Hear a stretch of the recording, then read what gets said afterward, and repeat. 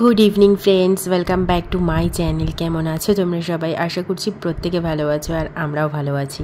আর আজকে ইভিনিং থেকে একটা ব্লগ স্টার্ট করলাম, পুরো ব্লগটা চেক করো, আশা করছি তোমাদের ব্লগটা ভালো লাগবে। পেছন দিয়ে ক্যামেরায় ভালো আসে, তুমি কথা বলো। এটাকে ঘোরাও তাহলেই হবে, তাহলেই বলো, না বলে কি করে হবে?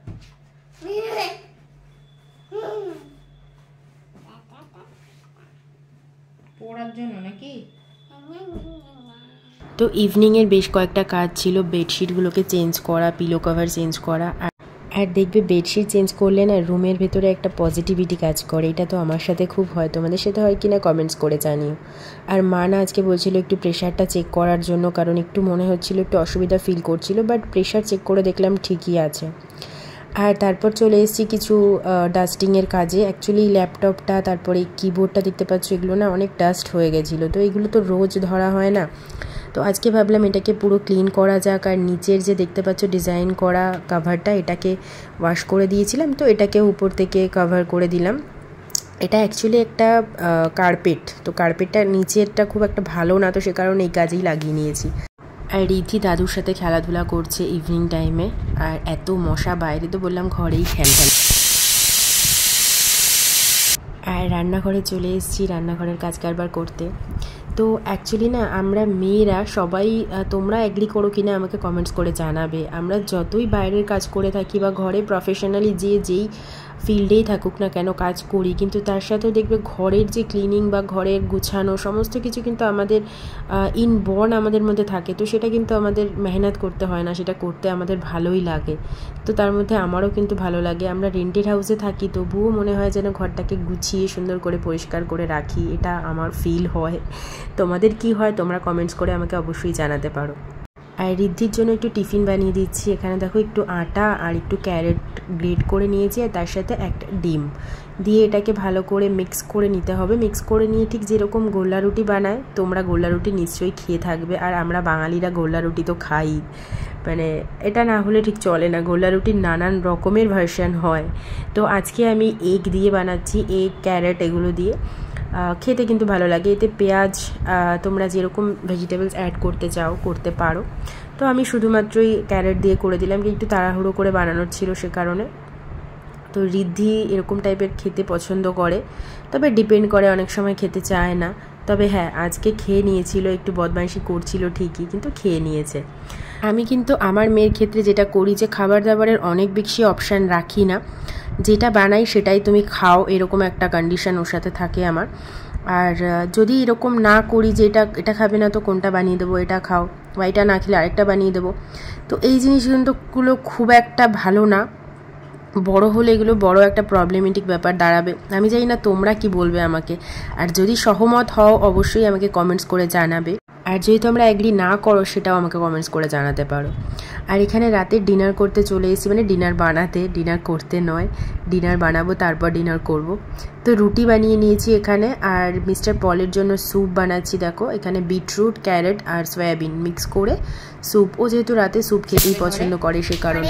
হ্যাঁ, তো আমি তো বললাম। হ্যাঁ, তাহলে তুমি লেখা স্টার্ট করে নাও, লিখে নাও পটপট, চলো। এখন ঋদ্ধিকে মোটামুটি সকালে আর বিকালে, মানে সন্ধ্যের পর আর কি, মোটামুটি 1 ঘন্টা করে একটু বসানোর প্র্যাকটিস করতে হবে, কারণ স্কুলে এবার লেখা স্টার্ট হয়ে যাচ্ছে। আর লেখাটা হলো কি যত প্র্যাকটিস করবে তত সুন্দর হবে, এখন তো জাস্ট স্টার্ট করলো আর কি। তো আজকে রাতের যে ডিনার আমি বানিয়েছিলাম আর কি, আমাদের জন্য রুটি আর মিক্সড ডাল ছিল, তো সেটাই মাকে দিয়ে দিলাম, আর মিস্টার পলকেও ওটাই দিয়ে দেবো, স্যুপটা দিয়ে দেবো। আর ঋদ্ধিকে তো ওই গোলা রুটি খেয়েছিল, তো ওকে একটু দুধ আর রুটি দিয়ে দেবো।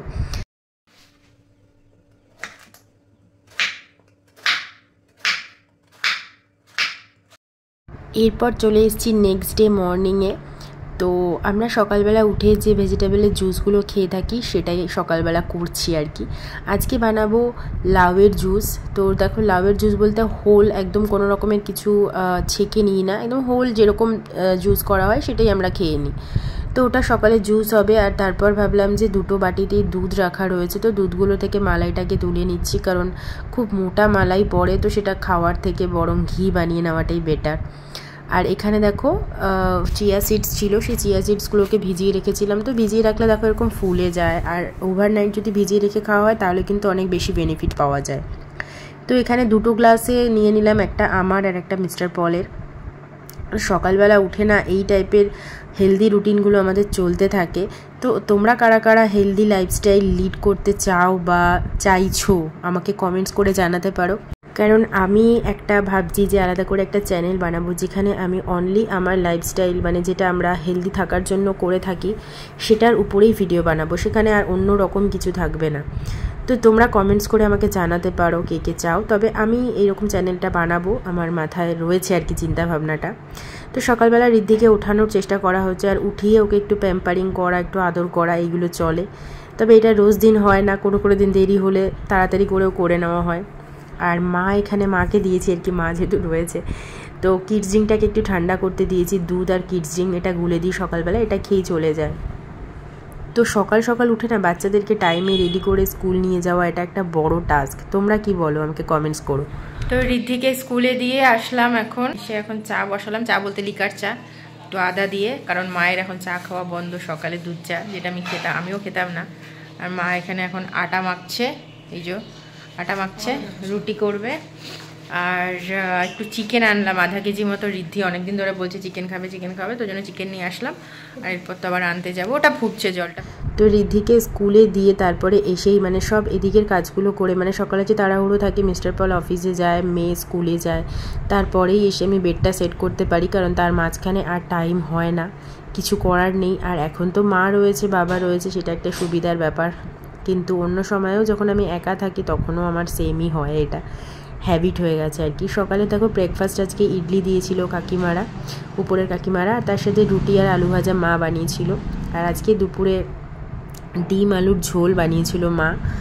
আর এখানে দেখো আমি আমার লাঞ্চটা বেড়ে নেবো। আমি না আজকে একটু দেরি করে খাচ্ছি, মা বাবার খাওয়া হয়ে গেছে। মা আজকে বানিয়েছিল করলা, একটা মানে সর্ষে বাটা দিয়ে করলার একটা ঝাল, খুব ভালো খেতে হয়। আর তার সাথে দেখো ডিম আলুর ঝোল। তো আমি এটা দিয়ে আজকে লাঞ্চ করে নেব। আর যারা যারা ভিডিওটা দেখতে দেখতে এই অবধি চলে এসছো, আশা রাখবো তোমাদের কিছুটা হলেও ভালো লেগেছে। হ্যাঁ, যদি ভালো লেগে থাকে একটা লাইক করে যেতে কিন্তু ভুলে যেও না, কারণ তোমাদের এক একটা লাইক, এক একটা সাবস্ক্রিপশন অনেক বেশি মোটিভেশন দেয় নেক্সট ভিডিওগুলো বানানোর জন্য। তাহলে ভালো লাগলে সাবস্ক্রাইব করে দিও চ্যানেলটাকে, পাশে থেকো। দেখা হচ্ছে নতুন আরেকটা ভিডিওতেও।